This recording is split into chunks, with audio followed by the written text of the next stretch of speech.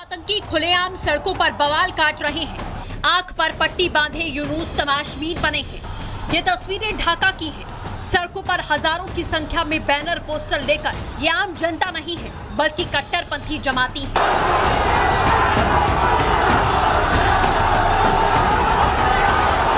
बांग्लादेश में बैन है कट्टरपंथी इस्लामी संगठन हिज्ब उत तहरीर। बैन होने के बावजूद हिज्ब उत तहरीर की ढाका में खुलेआम रैली हुई। 2009 के बाद शुक्रवार को ढाका में पहली खुली रैली की गई। हजारों कट्टरपंथियों ने खिलाफत मार्च रैली की शुरुआत की। पुलिस और हिज्ब सदस्यों के बीच में जमकर हिंसक झड़प हुई। ढाका पुलिस ने आंसू गैस के गोले दागे।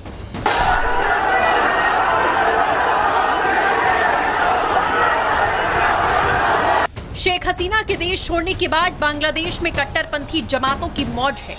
कई प्रतिबंधित इस्लामी संगठन बांग्लादेश में सक्रिय हैं, मगर यूनुस सरकार को कोई खोज खबर नहीं है। हिज्ब उत तहरीर ये एक टेरर ऑर्गेनाइजेशन है जिसे बांग्लादेश ने 2009 में प्रतिबंधित किया था। पिछले साल भारत ने भी प्रतिबंधित किया था। ये एक पैन इस्लामिक संगठन है जिसकी एक ब्रांच बांग्लादेश में भी है। इनका उद्देश्य है खलीफा को स्थापित करना और जो डेमोक्रेसीज हैं उनमें इस्लामिक रूल लाना। इसलिए ये भोले भाले बच्चों को अपने में शामिल कराते हैं और उनसे पैसा इकट्ठा करवाते हैं। हिज्ब उत तहरीर अंतर्राष्ट्रीय इस्लामी कट्टरपंथी संगठन है। हिज्ब उत तहरीर की स्थापना 1953 में यरूशलेम में हुई। संगठन मुसलमानों को एकजुट करना चाहता है, पूरी दुनिया में शरिया कानून लाना चाहता है। आतंकी गतिविधियों की वजह से भारत में संगठन पर प्रतिबंध है। संगठन पर कट्टरपंथी विचारधारा का प्रचार करना, भारत के खिलाफ साजिश रचना और इस्लामिक खिलाफत लागू करने का आरोप है। भारत सरकार ने हिज्ब उत तहरीर को आतंकी संगठन घोषित किया। भारत के खिलाफ साजिश रचने वाले जिस आतंकी संगठन पर प्रतिबंध है, यूनुस सरकार में खुलेआम वो आतंकी सड़कों पर है। हैरानी की बात ये रही कि रैली बांग्लादेशी प्रशासन के आदेशों के खिलाफ निकाली गई। मतलब यूनुस सरकार के हाथों से बांग्लादेश की बागडोर पूरी तरह से निकल चुकी है। तो क्या पाकिस्तान की राह पर बांग्लादेश चल चुका है? बांग्लादेश पर अब आतंकी संगठन का राज होगा। आतंकी संगठनों पर कोई एक्शन क्यों नहीं लिया जा रहा? यूनुस सरकार ने मुंह पे पट्टी क्यों बांधी है? क्या बांग्लादेश में कट्टरपंथियों का बोलबाला है? बांग्लादेश के सो कॉल्ड चीफ एडवाइजर ने अपने जनरल रहमान को पाकिस्तान भेजा। वहाँ से वो ISI के चीफ को बांग्लादेश लेकर आए और यहाँ ऐसी बातें होने लगी जो हिंदुस्तान के खिलाफ हैं। यानी ऐसा लगता है कि बांग्लादेश भी पाकिस्तान की राह पर चल पड़ा है और अगर ऐसा होता है तो फिर बांग्लादेश में की खुली छूट मिली है। बांग्लादेश जमाती इस्लामी ने अपनी स्थिति मजबूत की। हिफाजते इस्लाम आंदोलन और मजबूत हुआ। हिज्ब उत तहरीर सड़कों पर उतर गई।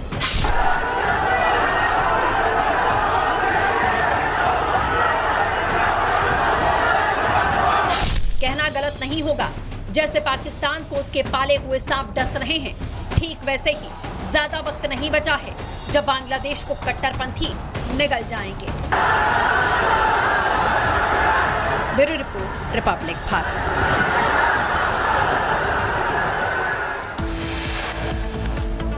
तो चलिए यहां पर रुकेंगे एक बहुत छोटे से ब्रेक के लिए, कहीं जाइएगा नहीं। ब्रेक के उस पार के अलीगढ़ मुस्लिम विश्वविद्यालय में होली मनाना पूरी तरह से मना है।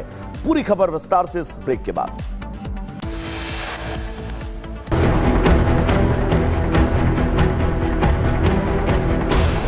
संभल में होली की इस बार बड़ी तैयारी।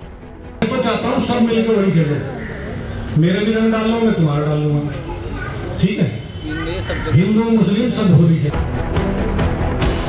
दंगाइयों को पुलिस की फुल वार्निंग। अगले शुक्रवार यानी 14 मार्च को होली और जुम्मे की नमाज एक ही दिन पड़ रही है। होली की तैयारियां जहां जोर शोर से की जा रही हैं, तो वहीं संभल के सीओ का बयान खूब सुर्खियां भी बटोर रहा है। जिस भाई को होली खेलनी हो उस दिन वो बाहर निकले और जिसमें कैपेसिटी और हिलने की, जिसका बड़ा मन हो वो बाहर निकले, नहीं तो अनावश्यक कोई भी आदमी बाहर ना निकले, अपने बच्चों के साथ रहे, अपने घर में नमाज पढ़े। इस बार मेरे ख्याल से साल में 52 के करीब जुम्मे आते हैं एक साल में। और इत्तेफाक से ये जुम्मा अपना रंग के दिन आया है। सीओ अनुज चौधरी ने स्पष्ट शब्दों में समझा दिया कि संभल में कोई दंगा फसाद नहीं चलेगा, होली धूमधाम से होगी और अगर किसी ने माहौल बिगाड़ा तो फिर एक्शन भी होगा। लेकिन सीओ साहब के बयान के बाद समाजवादी पार्टी गुस्से में है। अनूप चौधरी ने तो दंगा ही कराया था। अनूप चौधरी कह रहे थे गोली चलाओ गोली चलाओ, देखा सबने कि नहीं देखा? सबने देखा है। कोई सीओ थे जो हुआ था, तो वो उनसे क्या उम्मीद करोगे? कोई ठीक बात करें। जब कभी व्यवस्था बदलेगी तो ऐसे लोग तो जेलों में रहेंगे। संभल में 46 सालों बाद बेखौफ होली का रंग देखने को मिलने वाला है। लोग अभी से होली के रंग में रंगने लगे हैं। लगातार होली का जो रंग है वो संभल की फिजाओं में अब से शुरू हो गया। 46 साल बाद बेखौफ होली इसलिए भी बोली जा रही है क्योंकि अमूमन इससे पहले जो होली खेली जाती थी वो होली वाले दिन ही होती थी, लेकिन इस बार जो होली खेली जा रही है वो तकरीबन 10 दिन पहले से ही। और आप देखेंगे कि लगातार जो लोग हैं काफी उत्साहित है और बेखौफ होके जो होली है वो यहाँ पर खेल रहे हैं। इस बार होली बेखौफ रहने वाली है। बहुत शानदार और होली शुरू होली बहुत ही उत्तम होली होगी, भगवा होली होगी और जम के होली होगी। संभल में इस बार जहां ऐतिहासिक होली होगी तो वहीं संभल से करीब 100 किलोमीटर दूर अलीगढ़ मुस्लिम यूनिवर्सिटी एक बार फिर से सुर्खियां बटोर रही। हिंदू छात्राओं ने 9 मार्च। तो चले यहां रुकेंगे एक बहुत छोटे से ब्रेक के लिए। ब्रेक के उस पार अलीगढ़ मुस्लिम विश्वविद्यालय में क्या होली मनाना मना है? बहुत छोटा सा ब्रेक, जल्द लौटेंगे।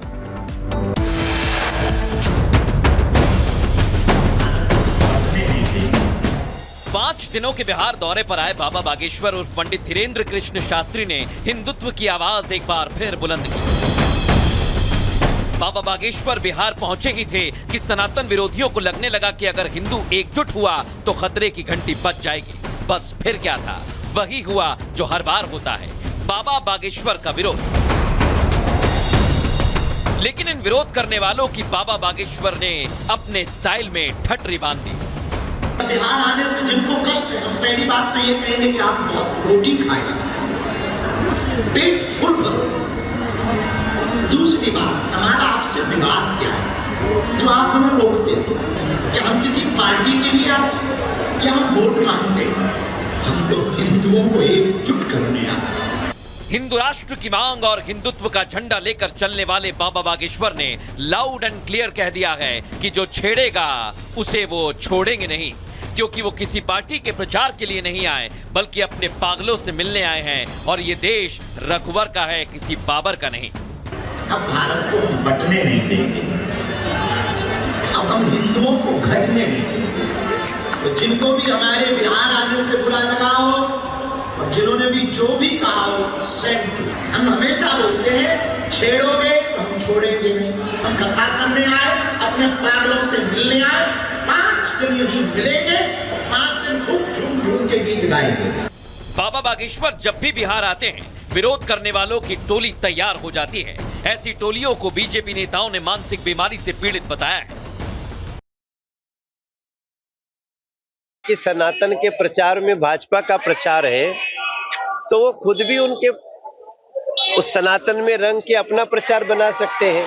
सनातन धर्म को जो विरोध करते हैं या उनके जो धीरेन्द्र शास्त्री जी के प्रवचन से जिसको परेशानी है उसका अपना दिमाग का प्रॉब्लम है। हिंदू राष्ट्र की आवाज बिहार से बाबा उठाए हैं, हम लोग उसका समर्थन करते हैं। राष्ट्रीय जनता दल क्या करेंगे? वो जो तुष्टीकरण की नीति करते हैं वो जग जाहिर है। मुस्लिमों को वोट प्राप्त करने के लिए किसी कुकर्म तक राजद जा सकती है। बिहार में कुछ महीने बाद चुनाव होने वाले।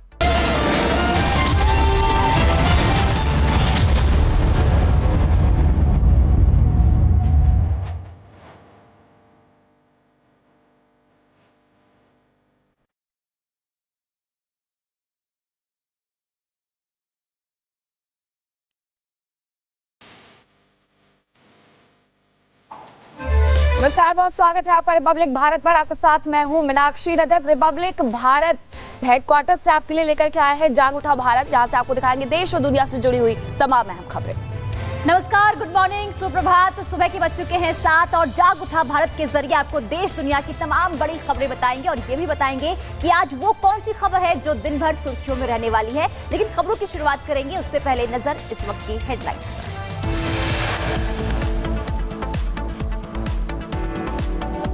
अंतर्राष्ट्रीय महिला दिवस पर दिल्ली में हो सकता है महिला समृद्धि योजना का ऐलान। कैबिनेट बैठक में महिला सम्मान निधि पर लगेगी अंतिम मुहर।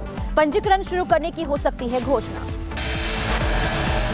महिला दिवस पर पीएम मोदी गुजरात के नवसारी में लखपति दीदियों से करेंगे संवाद। कई विकास परियोजनाओं का होगा शुभारंभ। लखपति दीदियों को प्रमाण पत्र देकर करेंगे सम्मान। आज नोएडा के दौरे पर रहेंगे योगी आदित्यनाथ। गौतम बुद्ध नगर में 900 करोड़ की परियोजनाओं की देंगे सौगात। महाराणा प्रताप की प्रतिमा का करेंगे अनावरण। बिहार की गोपालगंज में बोले बाबा बागेश्वर धीरेन्द्र कृष्ण शास्त्री। सनातन का प्रचार करने पूरे देश में जा रहे हैं। धर्म और साधुओं को हिंदुत्व और राष्ट्रवाद के लिए करना चाहिए काम। जम्मू कश्मीर के कठुआ में 3 लापता लोगों की तलाश जारी। पुलिस और एसओजी की टीम चला रही है सर्च ऑपरेशन। संदिग्ध आतंकी अपहरण के एंगल से भी की जा रही है जांच। और अमेरिका राष्ट्रपति डोनाल्ड ट्रंप का बड़ा दावा। कहा भारत अमेरिकी सामान पर टैरिफ घटाने को तैयार। रूस पर भी टैरिफ के नजरिए नकेल कसने की तैयारी में ट्रंप।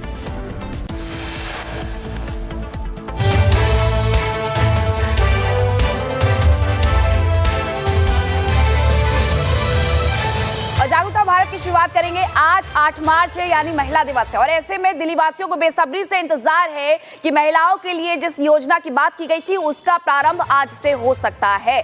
आज से उस सम्मान योजना की शुरुआत हो सकती है जिसमें 2500 रुपए प्रति महिला दिए जाने हैं। तो 8 मार्च का ही वो दिन हो सकता है जिस दिन ये महिलाओं को बड़ा सम्मान मिल सकता है, जो कि यहाँ पर अनाउंसमेंट की गई थी चुनावों से पहले। इसे लेकर के ये जानकारी मिल रही है सूत्रों के हवाले से कि आज ही वो अनाउंसमेंट हो सकता है जिसमें ये कहा जा रहा है कि 2500 रुपए प्रति महिला दिया जाएगा। दिल्ली वासियों से ये बड़ा वादा किया गया था। अब इस वादे को निभाने का वक्त आ गया है क्योंकि दिल्ली में बीजेपी की सरकार बन चुकी है और इंतजार बस इस बात का हो रहा है कि अब जल्द से जल्द इस योजना को लागू कर दिया जाए ताकि जो तमाम महिलाएं हैं उन्हें इसका लाभ मिल सके।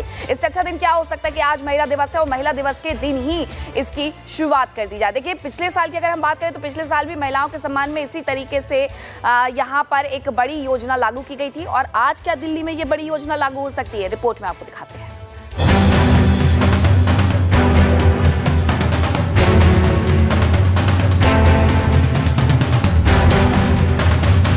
जो दिल्ली से हमारी कमिटमेंट्स है वो पूरा करना मेरा एजेंडा है।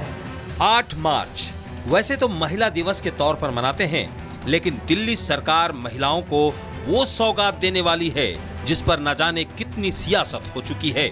जी हां, महिला दिवस पर दिल्ली सरकार महिला सम्मान योजना को लागू करने वाली है। बीजेपी इसकी फुल तैयारी कर रही है जिसका दिल्ली वासी महिलाओं को बेसब्री से इंतजार है। वहीं आम आदमी पार्टी भी लगातार महिला सम्मान योजना को लेकर हमले कर रही है, लेकिन दिल्ली सरकार ने भरोसा दिया है कि जो उसने वादा किया है उसे पूरा करेगी। एक एक काम जो हमने सोचा है अपने इस क्षेत्र के लिए वो तो होना ही है। यमुना माँ की चिंता कर रही है जो न जाने किन के पापों का दंश भुगत रही है। हमें अपनी दिल्ली की स्वच्छता की, दिल्ली के प्रदूषण की, दिल्ली की सड़कों की, दिल्ली की शिक्षा की, दिल्ली के स्वास्थ्य की चिंता करनी है। महिला दिवस कार्यक्रम में बीजेपी अध्यक्ष जेपी नड्डा भी मौजूद रहेंगे। वहीं दिल्ली में 21 से 60 साल की महिलाओं को 2500 रुपए हर महीने दिए जाएंगे। 2500 रुपए प्रति माह उन महिलाओं को मिलेगा जिनकी आय 2.5 लाख से कम है। योजना का मसौदा मंत्रिमंडल की बैठक में पेश किया जाएगा।